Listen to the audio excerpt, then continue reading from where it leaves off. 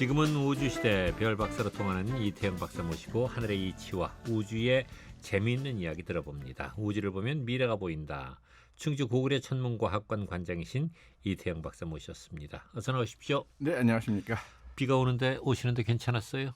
네, 물이 조금 고인 데가 많긴 했지만 그래도 뭐 비 오고 눈 오고 하는 게 또 자연의 또 이치니까 적응하고 살아야죠. 천문학자는 비가 오고 눈이 오는 것도 또 그렇게 자연의 이치로 이렇게 받아들이시는군요. 비가 올 수 있다는 것은 굉장히 생명체가 살 수 있는 환경이라는 거기 때문에 우주에서 이렇게 액체 상태의 물이 존재하는 거 굉장히 고마운 거거든요. 아, 그래요? 죄송합니다. 아, 그래. 아니 뭐 죄송한 게 아니라 그러고 말씀 듣고 보니까 참 고마운 존재 비. 네, 그렇습니다. 네, 알겠습니다. 근데 며칠 전에 야구 중계 카메라에 토성이 포착됐다는 뉴스가 있었는데 네네네. 이게 가능합니까? 네, 지난 29일이었죠. 저녁 때 이제 그 야구 중계를 하는 카메라맨이 하늘을 잡았는데 네. 거기에 골이 달린 천체가 하나 잡혔다. 음. 그래서 사람들이 보면서 저 토성인가? 이럴 리가 있나? 토성이 이렇게 잡힐 수가 있나? 네, 그렇게 했죠. 근데 이제 토성이 맞고요. 오, 보면은. 그래요? 요즘 이제 그 이번 8월달에 토성과 목성이 나란히 있는데 네. 다 태양을 기준으로 해, 지구, 토성, 네. 해, 지구, 목성. 그러니까 달로 치면 보름달 위치죠. 예, 그래서 예. 가장 잘 보이는 시기고 해가 지면서 동쪽에 뜨는 그런 시점이었거든요. 네. 그러니까 지금은 어차피 조금 지났으니까 요즘 해가 지고 난 다음에 서쪽 하늘에서 가장 밝게 보이는 게 목성이고 예. 목성보다 조금 빨리 뜨는 게 토성인데요. 목성은 뭐 1등성이라고 하는 별보다도 한 10배쯤 밝고 예. 토성도 보통 1등성보다 좀 비슷하거나 밝은 정도거든요. 예. 그러니까 밝은 별이 있으니까 이제 카메라맨이 땡겼을 거고요. 예. 요즘 중계 카메라가 워낙 그 성능이 좋다 보니까 줌 기능이 좋으니까 예. 그래서 이 토성이 잡힌 거예요. 그래서 약간의 고리 형태가 그렇죠. 그러니까 실제로 이 망원경으로 봐더라도 소형 망원경으로도 토성이 잡히거든요. 네. 이 실제로 달을 갖다 망원경으로 확대하면 굉장히 크죠. 네. 그 달의 지름이 한 100분의 1 정도는 돼요. 그러니까 실제로 이 고리가 모여 있는 그러니까 옛날에 그 갈릴레이가 처음 망원경 발명해서 네. 그때 토성 봤던 것보다는 지금 중계 카메라가 훨씬 더 좋은 것 같아요. 그래요? 네, 그래서 여러분들도 한번 뭐 아직 스마트폰은 어렵겠지만 예. 조그만 집에 있는 망원경으로 가능하거든요. 그리고 해가 지고 난 다음에 네. 서쪽 하늘 말고 동쪽 하늘이에요. 같이 떠오르니까. 네. 그리고 한밤중이 되면서 가장 높이 올라오거든요. 그러니까 요즘이 목성, 토성 잘 보이는 시기고 예. 저희 충주 고려 천문과학관이 오늘부터 이제 재개관을 했습니다. 충주가 이제 4단계, 3단계로 내려가면서 네. 오시면 망원경으로 멋진 목성과 토성의 고리 보실 수 있거든요. 목성도 정말 고리가 있지요. 목성은 고리가 있는데 고리는 안 보이고 그건 워낙 희미해가지고 아하. 목성은 줄무늬가 굉장히 예쁘게 보여요. 그래서 그래요? 목성의 줄무늬랑 예. 토성의 예쁜 고리 천문대에 오시면 볼 수 있는데요. 예. 거리두기 때문에 많이는 못 오시지만 그래도 근처에 가까운 데 가셔가지고 예. 이 하늘 보시면서 힐링 좀 하시기 바랍니다. 예. 인터넷으로 스포츠 중계 방송 때 잡혔던 토성의 모습을 찾아보실 수가 있는데 네네. 아주 고리가 선명하게 그래서 정말 보이네요. 이제는 중계 카메라가 별걸 다 하는구나. 그러면서 이제 그러니까 중계 캐스터가 이게 어떤 천체인지 모르지만 토성 아닌가요? 소리 할 수 있을 정도의 모습이네요. 처음에 갈릴레이가 토성 발견했을 때 네. 이 귀가 달린 행성이다 이렇게 생각을 했거든요. 망원경 성능이 별로 안 좋으니까. 근데 그렇지 않아도 갈릴레이가 다른 사람 보기에는 네. 쟤 좀 미친 사람이다 이렇게 했던 건데 주위에다가 별이 귀가 있다라고 이야기하면 네. 더 미친 사람이라고 취급할 것 같아가지고 예. 차마 말을 못했다 이런 이야기도 있습니다. 근데 아무튼 그래요? 지금 뉴스 인터넷 나온 거 보면은 네. 귀 정도는 아니고 고리가 아주 그 사이에 잘 보이네요. 틈까지 잘 보입니다. 예. 네. 자, 우주 인터넷이 올해부터 본격적으로 시작됐는데 예상하지 못했던 복병이 있다고요? 네, 그 미국 스페이스X에서 만든 그 스타링크라고 하는 위성 인터넷이 지금 한 1,700대 이상의 위성들이 올라가면서 서비스를 시작하고 있죠. 네. 근데 이것이 가끔가다 이렇게 끊어진다라고 합니다. 그래서 이것이 뭐 수초 내지는 뭐 수분 이상 끊어지는 게 있었고 네. 뭐 얼마 전에 또 1시간 가까이 다운된 적도 있었다는데 그래서 이 원인을 갖다 스페이스X 쪽에서 이야기하기를 요 위성 인터넷이니까 안테나 접시가 있어야 되거든요. 네. 이 작은 접시 모양을 갖다 위에다 놓고 하는데 예. 이게 꼭 비둘기들이 욕조처럼 보고서 거기에 오. 와가지고 자꾸 쏘거나 해가지고 문제가 생긴다. 예. 그래서 이런 문제가 그런 문제 때문에 그런 거니까 큰 문제 없다 이렇게 발표를 했는데 네. 영국에 있는 그 서리대학교에 있는 그 보안 전문가 교수님은 네. 아니다. 예. 이거 근본적으로 문제가 있지. 안테나가 위성 안테나가 그거 말고도 많은데. 예. 근데 보통 위성 안테나 같은 경우에는 약간 기울어져 있잖아요. 네. 근데 이제 이 우주 인터넷을 위한 안테나는 약간 이렇게 접시처럼 돼 있거든요. 그러니까 네. 머리 위에서 왔다 갔다 하다 보니까 네. 그래서 좀 더 가능성이 있긴 하지만 그거 말고 근본적으로 좀 스페이스X 쪽에 문제가 있지 않겠느냐라고 문제를 제기한 상태인데 좀 더 네. 두고 봐야 되겠지만 아무튼 굉장히 빠르긴 한데 가끔씩 끊기는 게 있다. 그래서 이걸 택할 것이냐 아니면 좀 느리더라도 네. 끊기지 않는 우리가 쓰고 있는 이런 인터넷 쓸 것이냐 여기에 대해서 좀 사람들이 고민을 해야 된다 이런 얘기도 있습니다. 모르겠습니다. 우주 인터넷이 얼마나 빠른지는 제가 모르겠습니다만 사실 지금 속도로도 저는 큰 불만은 없는데. 네, 지금 우리가 쓰고 있는 속도보다 최소한 20-30배 이상 빠릅니다. 그러니까 젊은 사람들처럼 뭐 동영상을 받아보는데 훨씬 좋긴 하겠네요. 예, 그렇습니다. 근데 아마존에서도 또 스페이스X의 2세대 우주 인터넷 위성 발사 계획에 철회를 요청했다고요? 지금 이 스페이스X 같은 경우에는 이제 2단계로 또 3만 개 정도의 위성을 더 쏘겠다고 하거든요. 네. 근데 이제 그 고도가 한 지상에서부터 한 550km 정도 떨어진 고도거든요. 네. 거기 주변에 갖다 다 스페이스X가 점령을 하겠다는 거예요. 그러니까 이제 후발주자인 아마존 같은 경우에 이제 네. 카이퍼라고 해가지고 한 3,000대 정도의 위성을 올려가지고 네. 서비스를 하고 싶은데 먼저 선발주자가 다 그 궤도를 갖다가 차지하고 있으면 다른 후발주자들이 올라가지 못하잖아요. 그 독점적인 되기 때문에 네. 이번에 제프 베조스의 그 아마존에서 그 미국 연방통신위원회에다가 위성 배치 계획 이거 좀 철회해달라. 지금 올라가는 것만 해도 이 스페이스X가 거의 10,000대 이상을 올리라고 하는데 30,000대 이상을 가지고 더 거기를 한다면 다른 후발주자들은 전혀 쓸 수 없지 않겠느냐. 한 회사가 독점적으로 하는 건 문제가 있지 않느냐. 이렇게 이제 거기다가 이제 제소를 했고요. 네. 그러다 보니까 이제 스페이스X 쪽에서는 제프 베조스가 아마존 CEO 그만두고 나서 얼마 전에도 그 달 착륙선 가지고 소송을 걸더니만 이번에 또 그런다. 아주 그냥 전업을 갖다 이제 아예 소송 쪽으로 가려고 하는 거냐. 이런 식으로 또 이제 서로 양 재벌들이 지금 서로 싸우고 있습니다. 그런데 사실은 어느 그 상공을 어느 한 회사가 독점한다. 그것도 사실 문제가 있는 그렇죠. 거 처음에 아닙니까? 이제 스페이스X 같은 경우에는 550km 말고 네. 그 위에 한 1,000km도 올라가고 좀 여러 층에다 하려고 했거든요. 처음 계획은. 네. 근데 하다 보니까 비용도 많이 들고 기술적으로도 어렵다 보니까 한 500km 전후가 가장 좋은 궤도니까 거기를 갖다 독점적으로 이제 먼저 했다는 이유만으로 차지하려고 그러니까 좀 문제가 있긴 하는 것 같습니다. 좀 나눠서 써야 되는데. 이러다간 뭐 진짜 다른 나라 우주선이 올라가다가 그런 미션들 때문에 그렇죠. 그래서 문제가 생길 수도 그리고 있겠네요. 발사하는 것 중에 몇 프로 정도는 갖다가 제 궤도를 찾지 못하고 우주 미아가 돼서 쓰레기가 된다든가 아니면 또 가끔 가다가 이제 떨어지기도 하거든요. 그런 것들이 잘못해가지고 다른 위성과 충돌해서 그렇게 된다면 상당히 또 큰 문제가 생길 수 있기 때문에. 우주가 굉장히 넓다고 생각했는데 이젠 문제가 되기 시작하는군요. 블루오리진의 핵심 인력들이 회사에서 이탈하고 있다는 소식이 들리던데 네네. 그러면 제프 베이조스가 일론 머스크에게 밀리고 있다는 얘기인가요? 그러니까 얼마 전에 그 달 착륙하는 것도 결국은 일론 머스크가 이 제프 베이조스를 이겼고요.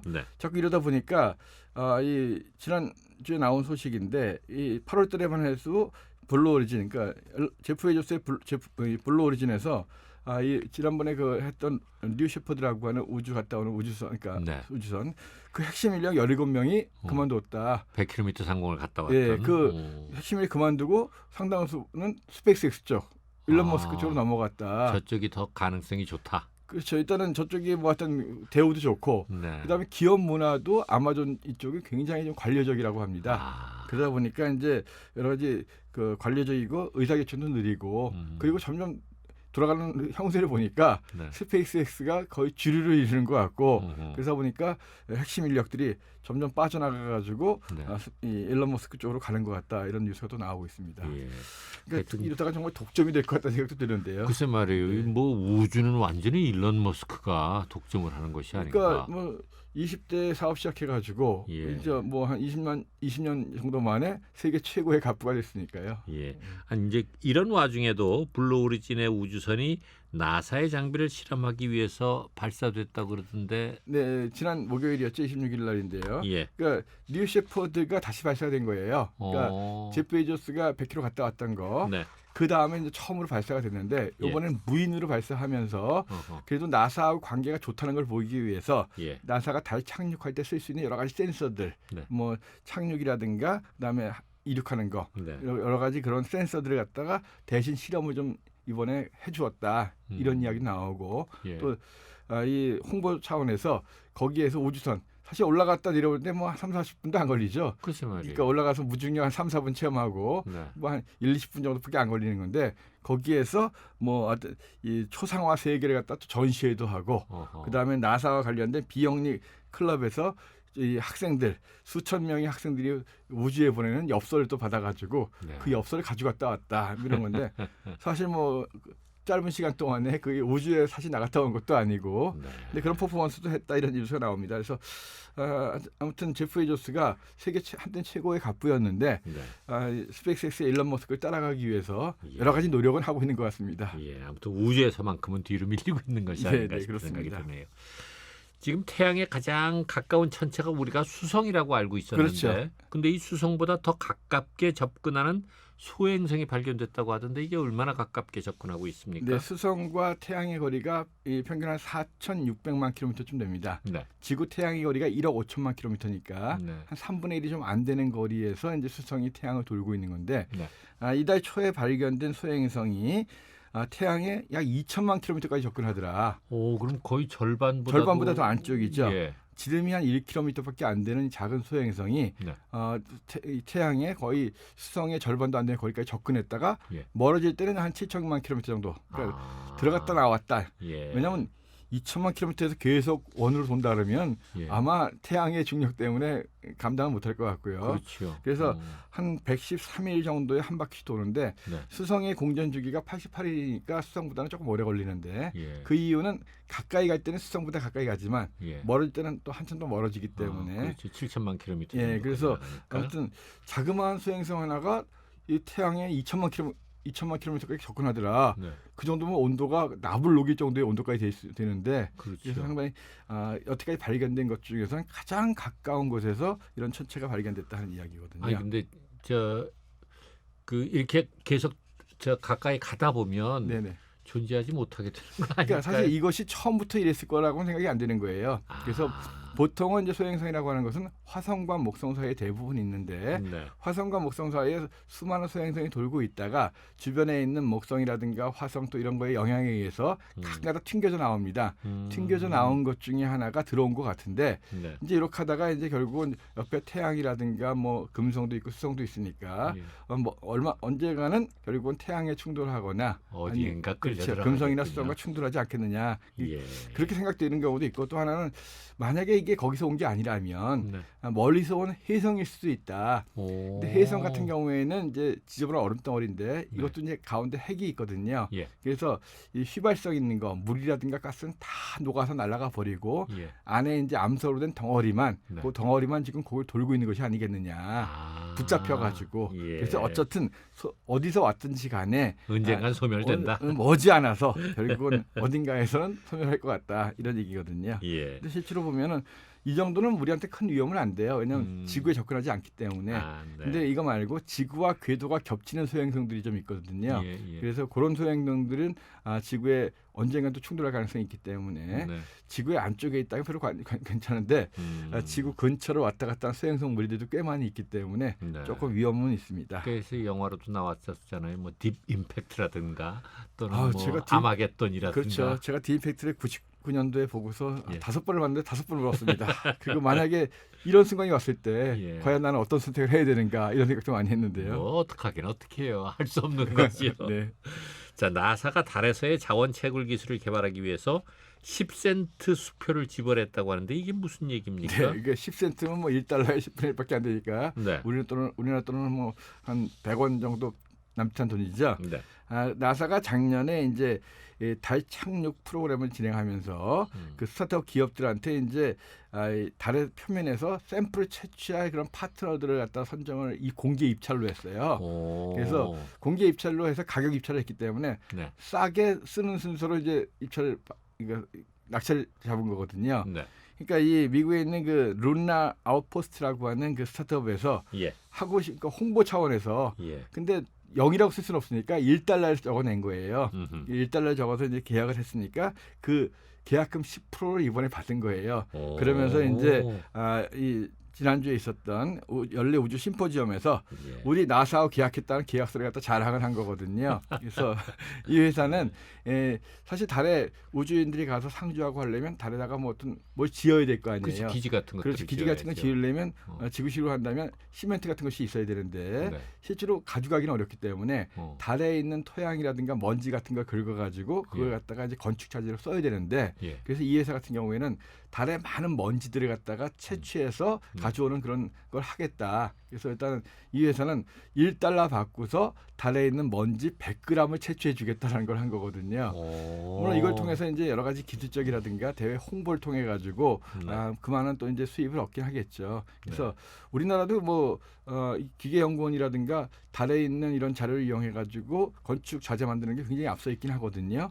우리나라도. 예, 그렇습니다. 그래서 근데 아무튼 이 회사 이 10센트 가지고 네. 이번에 이제 자랑을 했는데 아무튼 달에 인간들이 상주하려면 달에 있는 여러 가지 재료들을 이용해 가지고 네. 건축물들을 만들어야 되는데 예. 그 중에 하나가 달에 많이 쌓인 먼지들. 네. 먼지라고 하는 것이 굉장히 고운 거니까 예. 거기다가 뭔가 처리를 한다면 예. 그것이 이제 어떤 벽돌이라든가 이런 걸 만들 수 있지 않겠는가. 하긴 뭐 닐 암스트롱이 걸었을 때도 막 먼저 먼지 표현. 흘러났었으니까. 그래서 거기는 지금 굉장히 먼지가 많이 바람이 불지 않기 때문에 쌓여있을 것이다. 우주에서 날아오는 여러 가지의 먼지들, 그다음에 이제 운석 충돌로 인한 먼지들 예. 매년 굉장히 많이 쌓인다. 쌓이는 거예요. 그래서 정말 저 밑에 바닥이 어딘지도 모를 정도로.